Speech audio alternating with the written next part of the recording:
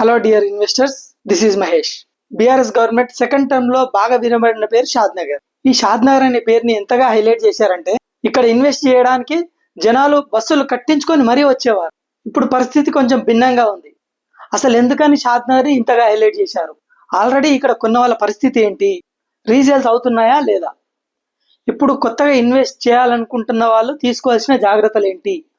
అసలు షాద్ నగర్లో ఇన్వెస్ట్ చేయొచ్చు అనేది నిజమేనా, లేదంటే ఇక్కడ హైప్ క్రియేట్ చేస్తున్నారా? ఈ వీడియోలో డిస్కస్ చేద్దాం. అసలు షాద్ నగర్లో ఎందుకు ఇన్వెస్ట్ చేయాలి? ఇదే ప్రశ్నని ఇక్కడ వెంచర్ చేసిన వాళ్ళని అడిగితే వాళ్ళు చెప్పేది ఏంటంటే, మీరు కూడా వినే ఉంటారు, Muchintal, Statue of Equality, Symbiosis University, Kanha Shantivanam, Kothur industrial zone, MSNO, Natco pharma industry, అదేవిధంగా NRSC, triple R regional ring road, proposed zoo park, Balanagar industrial zone. అదేవిధంగా ఈ బెంగళూరు హైవేలో మైహూం రామేశ్వరరావు గారికి 3000 acres ల్యాండ్ ఉంది, అక్కడ ఎక్స్పెన్సివ్ విల్లాస్ రాబోతున్నాయని కూడా చెప్పేవాళ్ళు. ఇన్వెస్ట్ చేయడానికి ఇవే మేజర్ థింగ్సా అంటే కావు. అఫ్ కోర్స్ వాటి స్థాయిలో కొంత ఎఫెక్ట్ అయితే ఉండొచ్చు. బట్ రియాలిటీగా మాట్లాడుకుంటే షాద్ నగర్కి రియల్ ఎస్టేట్ మార్కెట్ ఎందుకు తీసుకొచ్చారో నేను చెప్తా వినండి. బీఆర్ఎస్ గవర్నమెంట్ ఫస్ట్ టర్మ్లో వెస్ట్ హైదరాబాద్ బిజినెస్ని ఒక రేంజ్కి తీసుకెళ్ళిపోయారు. ఈవెన్ సెకండ్ టర్మ్లో కూడా ఈ గోల్డెన్ ట్రయాంగిల్, మోకిలా, శంకరపల్లి, సంగారెడ్డి, పటాన్చెరు ఇవన్నీ కూడా రేట్లు పెరిగిపోయినాయి. ఈ వెస్ట్ హైదరాబాద్ లో బాగా బిజినెస్ చేసిన ఏరియా బౌండరీస్ చూస్తే అటు పటాన్చెరు ఓఆర్ఆర్ ఎగ్జిట్ నుంచి సంగారెడ్డి, సదాశివపేట వరకు కూడా డెవలప్మెంట్ వెళ్ళిపోయింది. ఇటు కోకాపేట్, నార్సింగ్ ఎగ్జిట్ నుంచి శంకరపల్లి, మోమిన్పోర్ట్ వరకు కూడా డెవలప్మెంట్ వెళ్ళిపోయింది. అంటే మీరు చూస్తే 50 kilometers వరకు కూడా బిజినెస్ చేశారు. ఇటు సైడ్ అవుటర్ కి దగ్గరగా ఉన్న ఆప్షన్స్ అన్ని కూడా రేట్లు పెరిగిపోయినాయి. ఇక నెక్స్ట్ ఆప్షన్ ఏంటి అనుకున్నప్పుడు కనబడిందే బెంగళూరు హైవే. అటు వెస్ట్ హైదరాబాద్, మేడ్చల్, నిజామాబాద్ హైవేకి మార్కెట్ వెళ్లకుండా సౌత్ హైదరాబాద్ బెంగళూరు హైవేకి రావడానికి ప్రధానంగా 2 కారణాలు ఉన్నాయి. వెస్ట్ హైదరాబాద్ లో ఉన్న hitech city, Madhapur, Gachibowli, Kokapet more closer to south side ఒకటో రీజన్ అయితే, రెండవ రీజన్ వచ్చేసి ఎయిర్పోర్ట్ కూడా సౌత్ సైడ్ ఉండడం వల్ల పొలిటీషియన్స్ కూడా ఇక్కడే ఇన్వెస్ట్ చేశారు, ల్యాండ్స్ ఎక్కువ కొన్నారు. సౌత్ సైడ్ అంటే మనకు మేజర్గా 2 హైవేస్ ఉన్నాయి, ఒకటి బెంగళూరు హైవే, ఇంకొకటి శ్రీశైలం హైవే. ఈ వీడియో షాద్ నగర్ గురించి మాట్లాడుతున్నాం కాబట్టి బెంగళూరు హైవే గురించి మాట్లాడదాం. బెంగళూరు హైవే అంటే అవుటర్ నెంబర్ ఎగ్జిట్ 16, తర్వాత కొత్తూరు వస్తుంది, దాని తర్వాత షాద్ నగర్ వస్తుంది. అంటే షాద్ నగర్ అనేది అవుటర్ నుంచి దాదాపు 30 kilometers వస్తుంది. అంటే ఈ హైవేలో ఉన్న ఎగ్జిట్ ఫేమస్ అవ్వలే, అదేవిధంగా 15 kilometerల దూరంలో ఉన్న కొత్తూరు ఫేమస్ అవ్వలే, కానీ 30 kilometers దూరంలో ఉన్న షాద్ నగర్ మాత్రం హైప్ క్రియేట్ చేశారు. దీనికి రీజన్ తెలియాలంటే హైదరాబాద్ మాస్టర్ ప్లాన్ 2031 చూస్తే మీకు తెలిసిపోతుంది. వెస్ట్ సైడ్ బాగా పెరిగిన బౌండరీస్ నుంచి చూస్తే, అంటే అవుటర్ దాటి కోకాపేట్ అంటే towards south side exit number 16, exit number 15 వరకు కూడా 111 జీవో ఉంది. అందుకే ఈ స్పేస్ అంతా కూడా రెసిడెన్షియల్ గా, కమర్షియల్ గా పెరగడానికి అవకాశం లేకుండా పోయింది. 111 జీవో గురించి చాలా మందికి తెలుసు, బట్ తెలియని వాళ్ళకు కూడా షార్ట్ గా చెప్పేస్తాను. ఈ 111 జీవోలో ఉన్నటువంటి Himayat Sagar lake, Osman Sagar lake reserve చేయడానికి పెట్టిన zone bio conservation zone.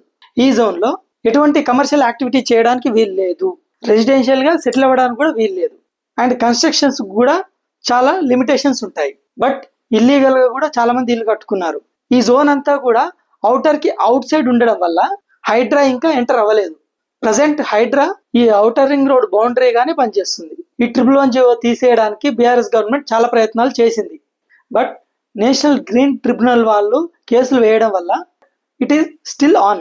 So ఈ మ్యాటర్ పక్కన పెట్టేస్తే, ఈ వెస్ట్ హైదరాబాద్ లో పెరిగినంతగా రేట్లు ఈ బెంగళూరు హైవేలో పెరగకపోవడానికి కారణం ఈ 111 జీవో.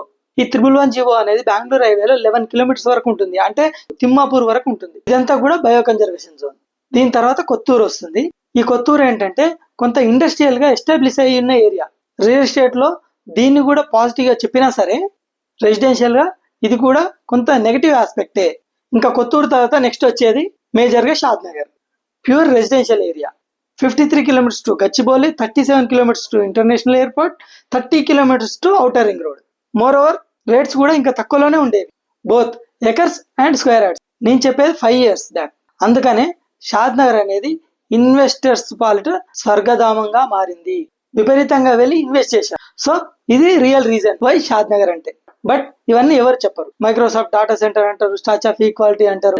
ఇంకా ప్రజెంట్ సినారియో చూస్తే ఓవరాల్ హైదరాబాద్ మార్కెట్ అంతా కూడా డల్ అయింది. ఈవెన్ బెంగళూరు హైవేది కూడా మార్కెట్ అంతా కూడా కొంత శ్రీశైలం హైవే సైడ్ షిఫ్ట్ అవుతుంది.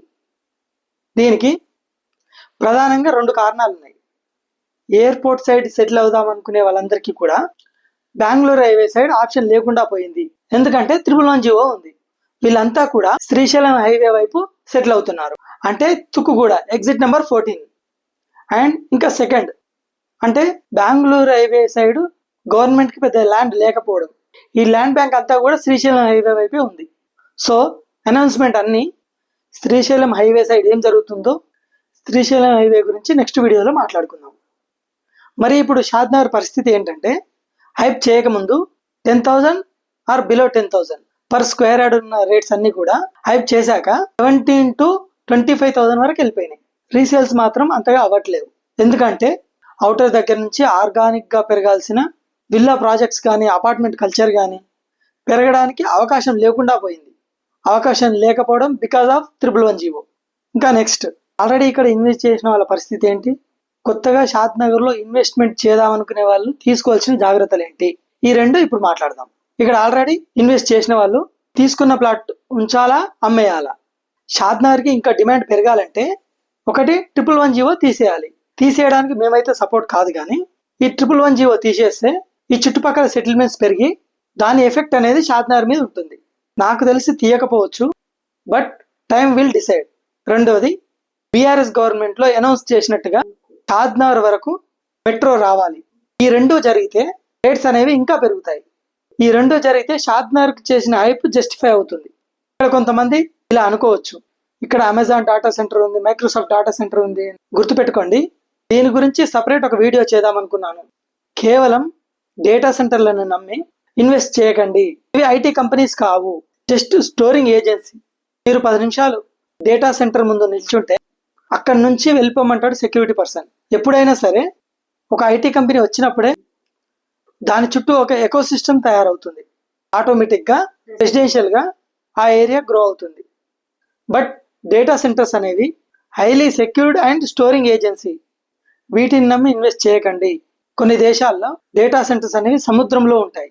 సో కొత్తగా షాద్నగర్లో ఇన్వెస్ట్ చేద్దామనుకునే వాళ్ళకి ఇన్వెస్ట్మెంట్ చేయొచ్చా వద్దా అంటే చేయొచ్చు, కానీ గజం 15,000కు మించి పెట్టొద్దు.